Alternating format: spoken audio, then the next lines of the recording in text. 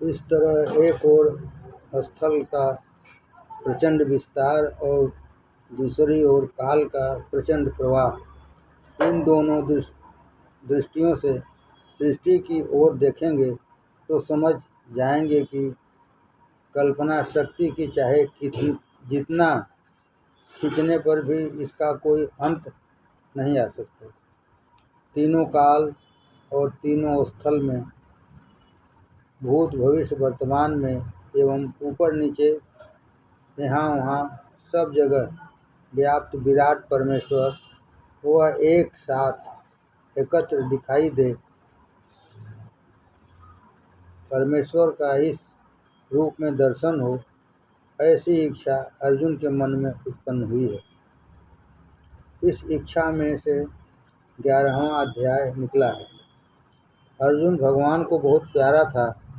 इतना प्यारा था, इतना कि 10वें अध्याय में किन किन स्वरूपों में मेरा चिंतन करो, यह बताते हुए भगवान कहते हैं, पांडवों में जो अर्जुन है उसके रूप में मेरा चिंतन करो। पांडवों में जो अर्जुन है उसके रूप में मेरा चिंतन करो। श्री कृष्ण कहते हैं कि पांडवा नाम धनंजय, इससे अधिक प्रेम का पागलपन, प्रेमोन्मत्तता कहाँ होगी।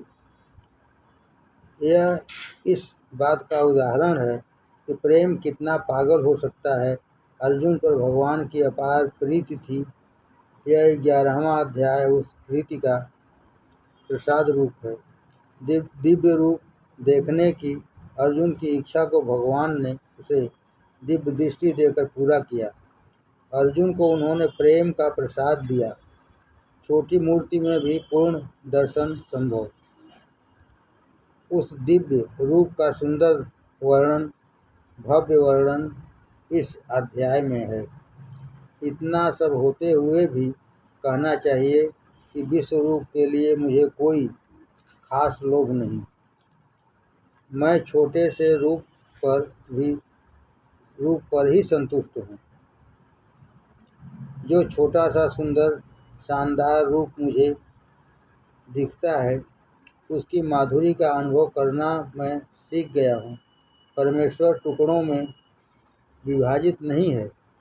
मुझे ऐसा नहीं लगता कि परमेश्वर का जो रूप हम देख पाते हैं वह उसका एक टुकड़ा है और शेष परमेश्वर बाहर बचा हुआ है, बल्कि मैं देखता हूँ कि जो परमेश्वर इस विराट विश्व में व्याप्त है वही संपूर्ण रूप में जैसा का तैसा एक छोटी सी मूर्ति में, मिट्टी के एक कण में भी व्याप्त है। उसमें कोई कमी नहीं। अमृत के सिंधु में जो मिठास है वही एक बिंदु में भी होती है। मुझे लगता है अमृत की जो एक छोटी सी बूंद मुझे मिल गई है, उसी की मिठास मैं चखता रहूं। अमृत का दृष्टांत मैंने जानबूझकर लिया है, पानी या दूध का दृष्टांत नहीं लिया है। एक प्याले दूध में जो मिठास होगी वही मिठास लोटे भर दूध में होगी, परंतु मिठास चाहे वही हो, पुष्टि उतनी ही नहीं है। एक बूंद दूध की अपेक्षा एक प्याले दूध में पुष्टि अधिक है, परंतु अमृत के उदाहरण में यह बात नहीं है। अमृत के समुद्र की मिठास तो अमृत के एक बूंद में है ही, उसके अलावा पुष्टि भी उतनी ही है। बूंद भर अमृत भी गले के नीचे उतर गया तो उससे अमृतत्व ही मिलेगा। उसी तरह जो दिव्यता, पवित्रता परमेश्वर के लिए विराट स्वरूप में है, वही एक छोटी सी मूर्ति में भी है। मान लो कि किसी ने मुट्ठी भर गेहूँ मुझे नमूने के तौर पर लाकर दिए, तब भी यदि मुझे गेहूँ की पहचान न हुई तो फिर बोरी भर गेहूँ भी यदि मेरे सामने रख दिए जाएं तो वह कैसे होगी। ईश्वर का जो छोटा नमूना मेरी आंखों के सामने है, उससे यदि ईश्वर को मैंने नहीं पहचाना तो फिर विराट परमेश्वर को देखकर भी मैं कैसे पहचानूंगा? छोटे बड़े में क्या है?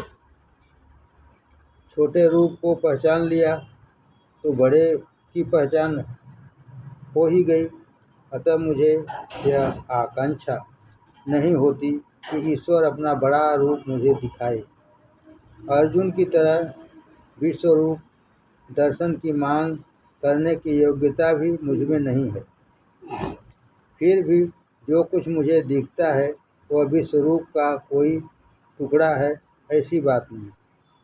किसी टूटी तस्वीर का कोई टुकड़ा ले आए तो उससे सारे चित्र का ख्याल हमें नहीं हो सकता। परंतु परमात्मा इस तरह टुकड़ों से बना हुआ नहीं है। परमात्मा न कटा हुआ है, न खंड खंड किया हुआ है। एक छोटे से स्वरूप में भी वह अनंत परमेश्वर सारा का सारा समाया हुआ है। छोटे फोटो और बड़े फोटो में क्या अंतर है?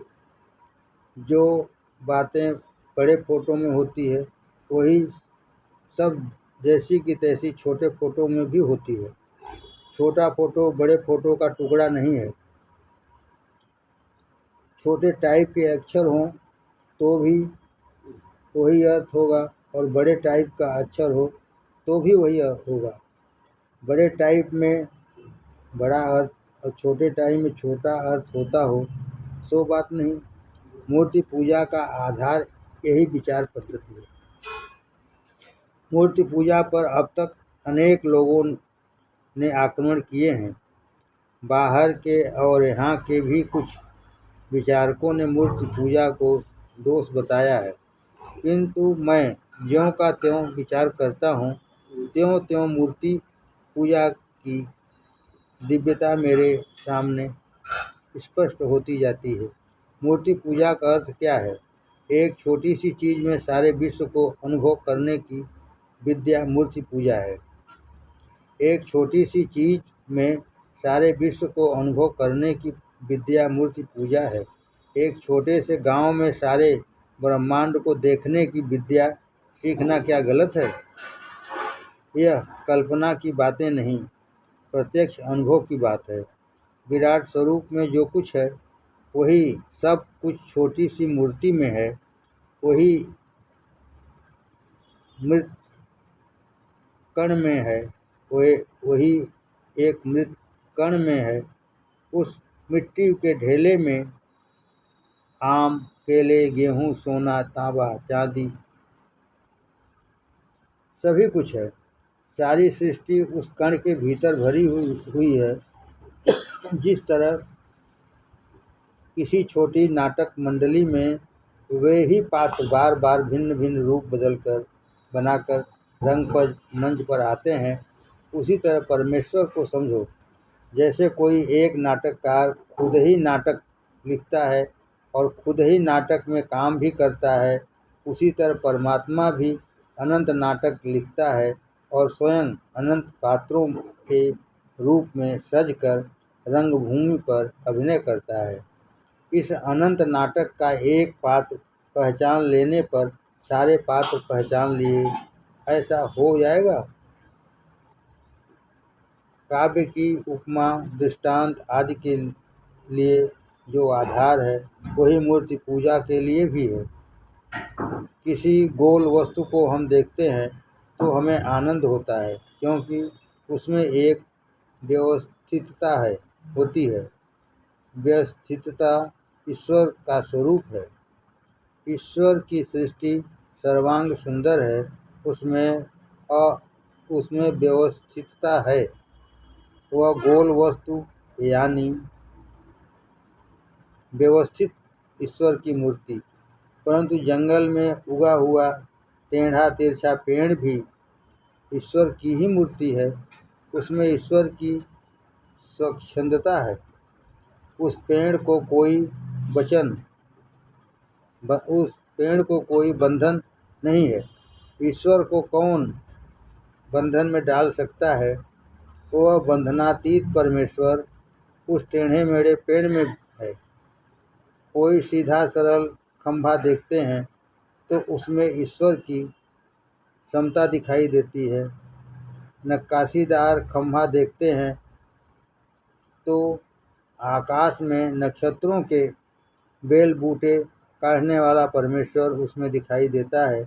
किसी कटे छटे व्यवस्थित बाग में ईश्वर का संयमी रूप दिखाई देता है, तो किसी विशाल वन में ईश्वर की भव्यता और स्वतंत्रता के दर्शन होते हैं। जंगल में भी आनंद मिलता है और व्यवस्थित बगीचे में भी। तो फिर क्या हम पागल हैं? नहीं, आनंद दोनों में ही होता है, क्योंकि ईश्वरीय गुण प्रत्येक में प्रकट हुआ है।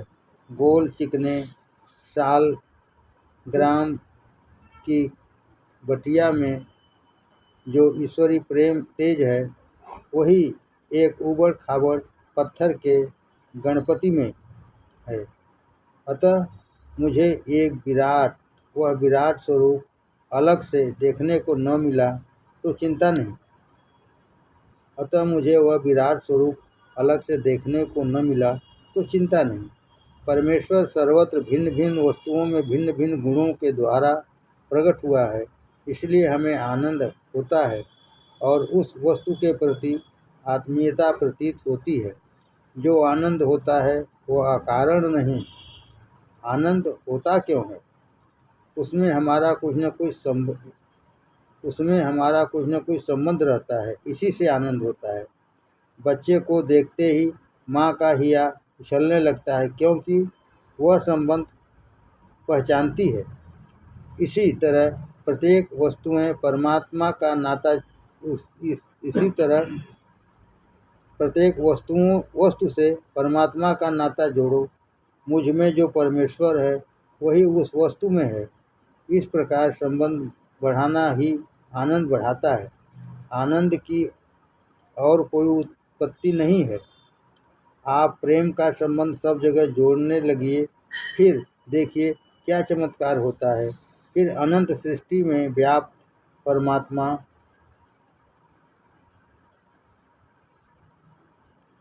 अणु रेणु में भी दिखाई देगा। एक बार यह दृष्टि आ जाए तो फिर क्या चाहिए? परंतु इसके लिए इंद्रियों को अभ्यास डालने की जरूरत है। हमारी भोग वासना छूटकर जब हमें प्रेम की पवित्र दृष्टि प्राप्त होगी, तब फिर प्रत्येक वस्तु में ईश्वर ही दिखाई देगा। उपनिषदों में इस बात का बड़ा सुंदर वर्णन है कि आत्मा का रंग कैसा है। आत्मा का रंग कौन सा बताया जाए? ऋषि प्रेम पूर्वक कहते हैं, यथा अयम इंद्रगोपः। यह जो लाल लाल रेशम का मुलायम इंद्रगोप वीर बहुटी है, उसी की तरह आत्मा का रंग है।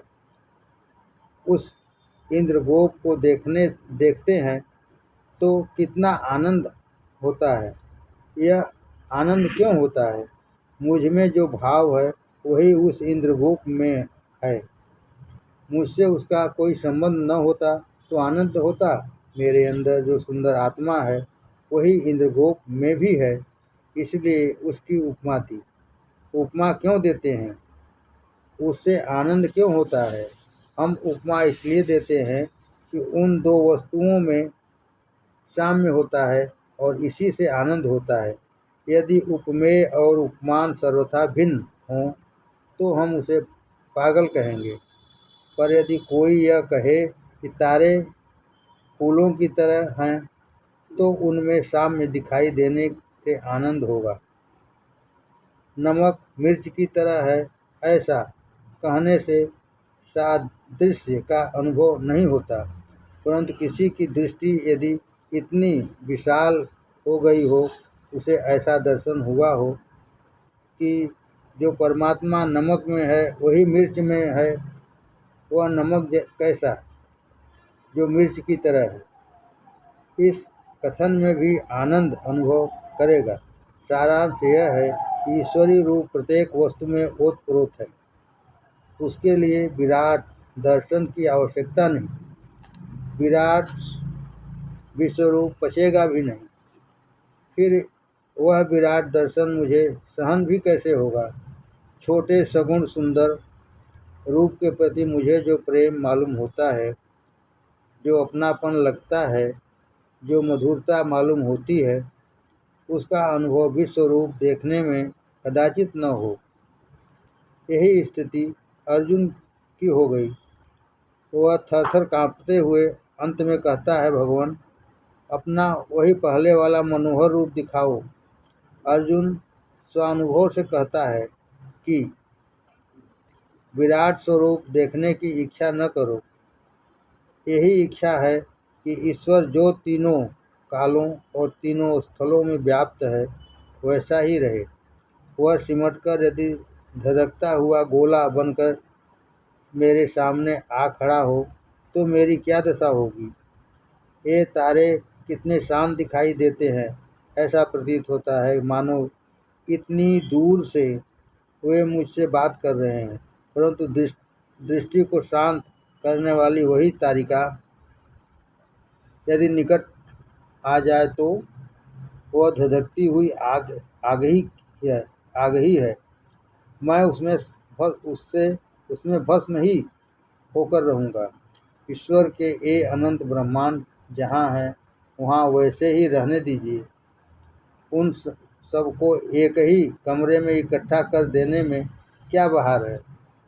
बम्बई में उस कबूतर खाने में हजारों कबूतर रहते हैं, वहाँ क्या आज़ादी है। इस दृश्य वह दृश्य बड़ा अटपटा मालूम होता है। मज़ा इसी में है जो यह सृष्टि ऊपर नीचे यहाँ तीनों स्थलों में विभाजित है। जो बात स्थलात्मक सृष्टि में को लागू है, वही कालात्मक सृष्टि पर भी लागू होती है। हमें भूतकाल की स्मृति नहीं रहती और भविष्य का ज्ञान नहीं होता। हमें भूतकाल की स्मृति नहीं रहती और भविष्य का ज्ञान नहीं होता। इसमें हमारा कल्याण ही है। कुरान शरीफ में 5 ऐसी वस्तुएं बताई गई हैं जिनमें सिर्फ परमेश्वर की ही सत्ता है। मनुष्य प्राणी की सत्ता बिल्कुल नहीं है। कुरान शरीफ में 5 ऐसी वस्तुएं बताई गई हैं जिसमें सिर्फ परमेश्वर की ही सत्ता है। मनुष्य प्राणी की सत्ता बिल्कुल नहीं है। उसमें एक है भविष्य काल का ज्ञान। हम अंदाज जरूर लगाते हैं, परंतु अंदाज का अर्थ ज्ञान नहीं है। भविष्य का ज्ञान हमें नहीं होता। यह हमारे कल्याण की ही बात है। वैसे ही भूतकाल की स्मृति हमें नहीं रहती। यह भी सचमुच बड़ी अच्छी बात है। कोई दुर्जन यदि सज्जन बनकर भी मेरे सामने आए तो भी उसके भूतकाल की स्मृति के कारण मेरे मन में उसके प्रति आदर नहीं होता। वह कितना ही कहे, उसके पिछले पापों को मैं सहसा भूल नहीं सकता। संसार उसके पापों को उसी अवस्था में भूल सकेगा जबकि वह मनुष्य मरकर दूसरे रूप में हमारे सामने आएगा। पूर्ण स्मरण से विकार बढ़ते हैं। यदि पहले का यह सारा ज्ञान ही नष्ट हो जाए तो फिर सब समाप्त।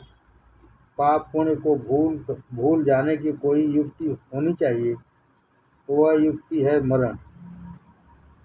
जब हमें इसी जन्म की वेदनाएं असह्य लगती हैं, तब फिर पिछले जन्मों के कूड़े करकट की खोज क्यों करें। जब हमें इसी जन्म की वेदनाएं असह्य लगती हैं, तब फिर पिछले जन्मों के कूड़े करकट की खोज क्यों करें। अपने इसी जन्म के कमरे में क्या कम कूड़ा करकट है। अपना बचपन भी हम बहुत कुछ भूल जाते हैं। यह भूलना अच्छा ही है। हिंदू मुस्लिम ऐक्य के लिए भूत काल का विस्मरण ही एकमात्र उपाय है। औरंगजेब ने जुल्म किया था, इसको कितने दिनों तक रटते रहोगे। गुजराती में रतनबाई का एक गरबा गीत है, उसे हम बहुत बार यहाँ सुनते हैं। उसके अंत में कहा है, संसार में सबकी कीर्ति ही शेष रहेगी, पाप को लोग भूल जाएंगे। यह काल छननी कर रहा है। इतिहास में जितना अच्छा हो उतना ले जाना चाहिए, ले लेना। इतिहास में जितना अच्छा हो उतना ले लेना चाहिए, पाप फेंक देना चाहिए। मनुष्य यदि बुराई को छोड़कर सिर्फ अच्छाई को ही याद रखे तो कैसी बहार हो, परंतु ऐसा नहीं होता। इसलिए विस्मृति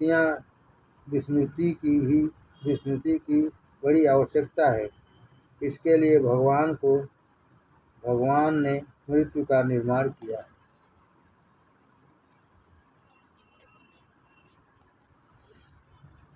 सारांश यह है कि यह जगत कैसा है वैसा ही मंगल रूप है। सारांश यह है कि यह जगत जैसा है वैसा ही मंगल रूप है। इस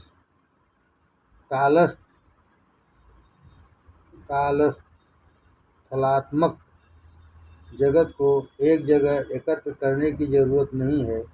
यदि परिचय में मजा नहीं है, कुछ चीज़ों से घनिष्ठता बढ़ानी होती है तो कुछ चीज़ों से दूर रहना होता है। गुरु होगा तो नम्रतापूर्वक दूर बैठेंगे, परंतु माँ की गोद में जाकर बैठेंगे। गुरु होगा तो नम्रतापूर्वक दूर बैठेंगे, परंतु माँ की गोद में जाकर बैठेंगे। जिस मूर्ति के साथ जैसा व्यवहार करने की जरूरत हो वैसा करना चाहिए। फूल को हम निकट लें, परंतु आग से बचकर रहें। तारे दूर से ही सुंदर लगते हैं, यही हाल सृष्टि का है। अति दूर वाली वह सृष्टि अति निकट लाने से हमें अधिक आनंद होगा, सो बात नहीं। जो चीज़ जहाँ है उसे वहीं रहने देने में मज़ा है। जो चीज़ दूर से रम्य मालूम होती है वह निकट लाने में सुखदायी ही होगी, ऐसा नहीं कह सकते। उसे वहीं दूर रहकर ही उसका रस चखना चाहिए। ढीठ बनकर बहुत घनिष्ठता बढ़ाकर अति परिचय कर लेने में कुछ सार नहीं है। सारांश यह है कि तीनों काल हमारे सामने खड़े नहीं हैं, सो अच्छा ही है। तीनों कालों का ज्ञान होने से आनंद अथवा कल्याण होगा नहीं, ऐसा नहीं कह सकते। अर्जुन ने प्रेमवश हो हठ पकड़ लिया, प्रार्थना की तो भगवान ने उसे स्वीकार कर लिया। उन्होंने उसे अपना वह विराट रूप दिखलाया, परंतु मुझे तो भगवान का छोटा सा रूप ही पर्याप्त है। यह छोटा रूप परमेश्वर का टुकड़ा तो है नहीं, और यही टुकड़ा भी हो तो उस आधार और विशाल मूर्ति का एक चरण या चरण की एक अंगुली ही मुझे दिख गई तो भी मैं कहूँगा धन्य है मेरा भाग्य। अनुभव से मैंने यह सीखा है। जमनालाल जी ने जब वर्षा में लक्ष्मी नारायण का मंदिर हरिजनों के लिए खोल दिया, जमनालाल जी ने जब वर्षा में लक्ष्मी नारायण मंदिर हरिजनों के लिए खोल दिया तो उस समय मैं दर्शन के लिए गया था। 15-20 मिनट तक उस रूप को देखता रहा। समाधि लगने जैसी स्थिति मेरी हो गई। भगवान का वह रूप, वह मुख, वह छाती, वे हाथ देखते देखते पाँव तक पहुँचा और अंत में चरणों पर जाकर दृष्टि स्थिर हो गई। मधुर तेरी चरण सेवा, यही भावना अंत में रह गई। यदि छोटे से रूप में यह महान प्रभु न समा जाता हो तो फिर उस महान पुरुष के चरण ही दिख जाना पर्याप्त है। अर्जुन ने ईश्वर से प्रार्थना की, उसका अधिकार बढ़ा था। उसकी कितनी घनिष्ठता, कितना प्रेम, कैसी सख्य भाव था, मेरी क्या पात्रता है। मुझे तो चरण ही बस है, मेरा अधिकार इतना ही है। सर्वार्थ सार। उस परमेश्वर के दिव्य रूप का जो दर्शन है उसमें बुद्धि चलाने की मेरी इच्छा नहीं। उसमें बुद्धि चलाना पाप है। विश्वरूप दर्शन वर्णन के उन पवित्र श्लोकों को हम पढ़ें और पवित्र बने। विश्व बुद्धि चलाकर परमेश्वर के उस रूप के टुकड़े किए जाएं, यह मुझे नहीं भाता। वह अधीर उपासना हो जाएगी, वह अघोर उपासना हो जाएगी। अघोरपंथी लोग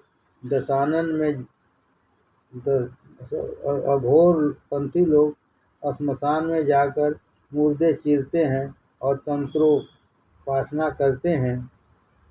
ऐसी ही यह क्रिया हो जाएगी। परमेश्वर का वह दिव्य रूप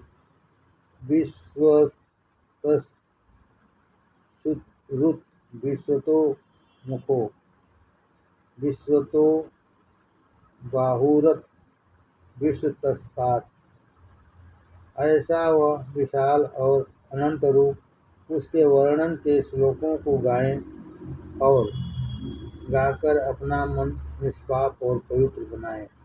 परमेश्वर के इस सारे वर्णन में केवल एक ही जगह बुद्धि विचार करने लगती है। परमेश्वर अर्जुन से कहते हैं, अर्जुन, ये सब के सब मरने वाले हैं, तू निमित्त मात्र हो जा, करने धरने वाला तो सब कुछ मैं हूँ। यही ध्वनि मन में गूंजती रहती है। जब यह विचार मन में आता है कि हमें ईश्वर के हाथ का एक हथियार बनना है, तो बुद्धि विचार करने लगती है, ईश्वर के हाथ का औजार बने कैसे? कृष्ण के हाथ की मुरली कैसे बनूं? वे अपने ओठ से मुझे लगा लें और मुझसे मधुर स्वर निकालें, मुझे बजाने लगें, यह कैसे होगा? मुरली बनना यानी ओला बनना, पर मुझ में तो विकार और वासनाएं ठसाठस भरी हुई हैं। ऐसी दिशा में मुझ में से मधुर स्वर कैसे निकलेगा? मेरा स्वर तो दबा हुआ निकलता है। मैं घन वस्तु हूँ, मुझ में अहंकार भरा हुआ है। मुझे निरअहंकार होना चाहिए। जब मैं पूर्ण रूप से मुक्त भोला हो जाऊंगा, तभी परमेश्वर मुझे बजाएगा। परंतु परमेश्वर के ओठों की मुरली बनना बड़े साहस का काम है। यदि उसके पैरों की जूतियां बनना चाहूं तो भी आसान नहीं है। परमेश्वर की जूती ऐसी मुलायम होनी चाहिए कि परमेश्वर के पाँव में जरा सा भी घाव न लगे। परमेश्वर के चरण और कांटे कंकड़ के बीच मुझे पड़ जाना है। मुझे अपने को कमाना होगा, अपनी खाल उतार कर उसे सतत कमाते रहना होगा, मुलायम बनाना होगा। अतः परमेश्वर के पाँवों की जूती बनना भी सरल नहीं है। परमेश्वर के हाथ का औजार बनना हो तो मुझे 10 सेर वजन का लोहे का गोला नहीं बनना चाहिए। तपश्चर्या की शान पर अपने को चढ़ाकर तेज धार बनानी होगी। ईश्वर के हाथ में मेरी जीवन रूपी तलवार चमकनी चाहिए। यह ध्वनि मेरी बुद्धि में गूंजती रहती है। भगवान के हाथ का एक औजार बनना है, इसी विचार में निमग्न हो जाता हूँ। अब यह कैसे किया जाए, इसकी विधि स्वयं भगवान ने अंतिम श्लोक में बता दी है। श्री शंकराचार्य ने अपने भाष्य में इस श्लोक को सर्वार्थ सार, सारी गीता का सार कहा है। वह कौन सा श्लोक है? वह है, मत कर्म कृत न पर सो मद भक्त सर्वं वर्जितः निर्वैर सर्वभूतेषु यः स मामेति पांडव। हे पांडव, जो सब कर्म मुझे समर्पण करता है, मुझ में परायण रहता है, मेरा भक्त बनता है, आसक्ति का त्याग करता है और प्राणी मात्र में द्वेष रहित होकर रहता है, वह मुझे पाता है। हे पांडव, जो सब कर्म मुझे समर्पण करता है, मुझ में परायण रहता है, मेरा भक्त बनता है, आसक्ति का त्याग करता है और प्राणी मात्र में द्वेष रहित होकर रहता है, वह मुझे पाता है। जिसका संसार में किसी से बैर नहीं, जो तटस्थ रहकर संसार की निरपेक्ष सेवा करता है, जो करता है सब मुझे अर्पित कर देता है, मेरी भक्ति से सरोबोर है, क्षमावान, निसंग, विरक्त, प्रेममय जो भक्त है वह परमेश्वर के हाथ का हथियार बनता है। ऐसा यह सार।